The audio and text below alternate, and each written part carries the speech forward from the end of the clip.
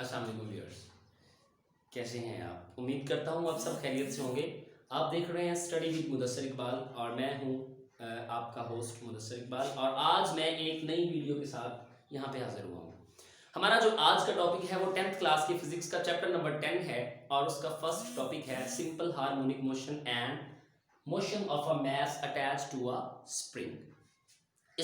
इन terms को discuss करने से पहले अगर हम एक और टर्म को डिस्कस कर लें जिसका नाम है वाइब्रेटरी मोशन, तो मेरे ख्याल में इसको फिर समझने में बहुत ज़्यादा आसानी हो जाएगी। वाइब्रेटरी मोशन होता क्या है? A motion to and fro motion of an object about its mean position. किसी भी ऑब्जेक्ट की उसकी मेन पोजीशन के राउंड अबाउट जो मोशन होगी उसे हम वाइब्रेटरी मोशन कहेंगे।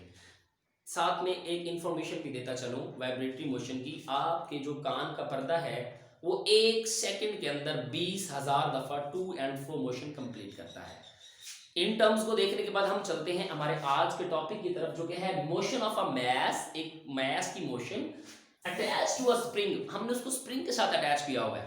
देखिए यहाँ पे मैंने 3 डायग्राम ड्रॉ की हुई हैं, 3 स्प्रिंग ड्रॉ किए हुए हैं। फर्स्ट स्प्रिंग जो है वो अपनी नॉर्मल कंडीशन में है, अपनी नॉर्मल पोजीशन में है। There is no any force and there is no any distance cover. ना उस पर कोई फोर्स अप्लाई हो रही है और ना ही उसका कोई डिस्टेंस कवर हो रहा है, तो फोर्स भी जीरो होगी और डिस्टेंस भी जीरो होगा। उस और जो मैंने नॉर्मल पोजीशन पे स्प्रिंग रखा हुआ है उसको मैंने ओ का नाम दिया हुआ है, उस पोजीशन को ओ का नाम दिया हुआ है। अब मैंने सेकंड डायग्राम में क्या किया, उसी स्प्रिंग को पकड़ के खींच दिया। ऑब्वियसली जब किसी स्प्रिंग को पकड़ के आप लोग खींचते हैं तो उसकी लंबाई में इजाफा हो जाता है, इंक्रीज इन लेंथ। कितना इजाफा हुआ? x। थर्ड डायग्राम में क्या हुआ, उस खींचे हुए स्प्रिंग को छोड़ दिया और जब छोड़ेंगे तो वो टिल्ट हो जाएगा और उसने फिर O से B तक कितना डिस्टेंस कवर किया? x। अब है क्या चीज, हमारी जो एक्सट्रीम पोजीशन थी जब हमने उसकी लेंथ इंक्रीज की थी तब उसको हमने A का नाम दे दिया। जब वो अपनी रेस्ट की हालत में था, जब उस पर कोई फोर्स नहीं थी, उसका कोई डिस्टेंस कवर नहीं था, उसको हमने O का नाम दे दिया। और जब वो B यानी जब वो टिल्ट पोजीशन पे था, जुड़ा हुआ था, वो खींचा हुआ भी नहीं था और अपनी नॉर्मल पोजीशन पे भी नहीं था, उसको हमने B का नाम दे दिया। यहाँ पे भी एक बात बताता चलूं कि जो B और A आपके पॉइंट्स हैं इन्हें हम कहेंगे एक्सट्रीम पॉइंट्स, एक्सट्रीम पोजीशंस, और जो O है उसे हम क्या कहेंगे? Mean position. अब इसकी जो है ना वो मोशन होगी किस तरह की, आप इसको अपनी जनरल लाइफ में, डेली लाइफ में भी देख सकते हैं। जब आप एक स्प्रिंग को पकड़ के खींचेंगे तो वो अपनी जो नॉर्मल पोजीशन थी जहां से आपने उसको खींचा था उस पर नहीं रुकेगा, बल्कि क्या होगा, वो आगे चला जाएगा।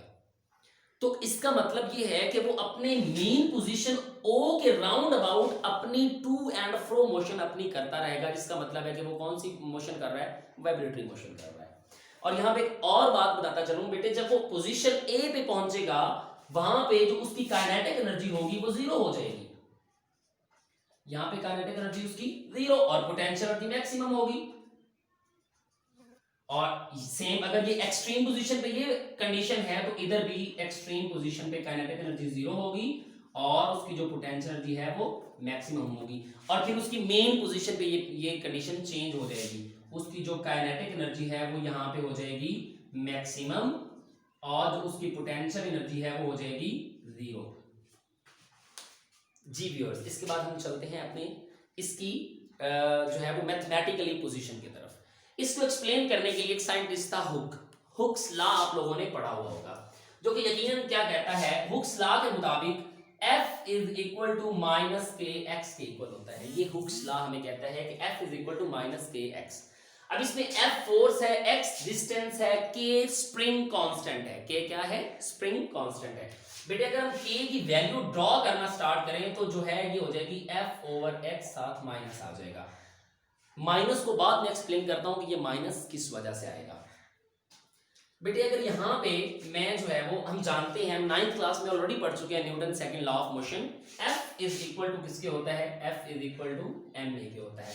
तो अगर यहाँ पे मैं F की वैल्यू पुट कर दूं तो मेरे पास K is equal to F की वैल्यू है ma ओवर x। बेसिकली मुझे चाहिए क्या, मुझे निकालना क्या है? मैंने इसका एक्सेलरेशन फाइंड करना है कि वो जो स्प्रिंग है वो कितना एक्सेलरेट हुआ है। तो यहां से अगर मैं एक्सेलरेशन फाइंड करना चाहूं तो मेरे पास ये एक्सेलरेशन यहां पे मौजूद है, तो मैं इसकी वैल्यू निकालूंगा।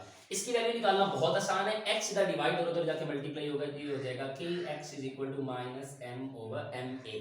और अगर मैं a की वैल्यू निकालूंगा व्यूअर्स तो वो आ जाएगी के एक्स ओवर m और इधर माइनस लग जाएगी।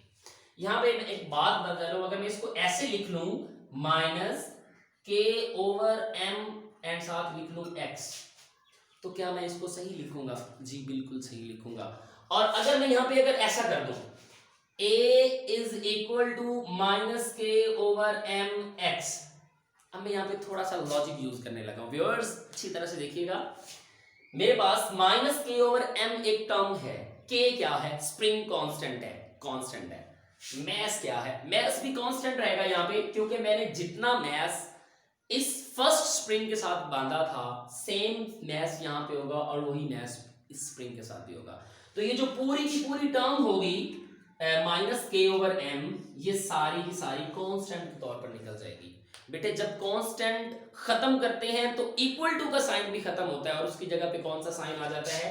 उसकी जगह पे आपका साइन आ जाता है प्रोपोर्शनल का, और इसमें माइनस जो है वो साथ एज इट रहेगी। अब मैं आपको माइनस बता देता हूं व्यूअर्स, गौर से देखें। जब हम अपने इस स्प्रिंग को इधर खींच रहे थे तो ऑब्वियसली हमारा जो डिस्टेंस कवर होना था वो इसी डायरेक्शन में कवर होना था, लेकिन जब हमने अपने इस स्प्रिंग को खींच के छोड़ा तो उसने डिस्टेंस कवर किया हमारे अपोजिट साइड पे, इसलिए हम यहाँ पे माइनस पुट करेंगे।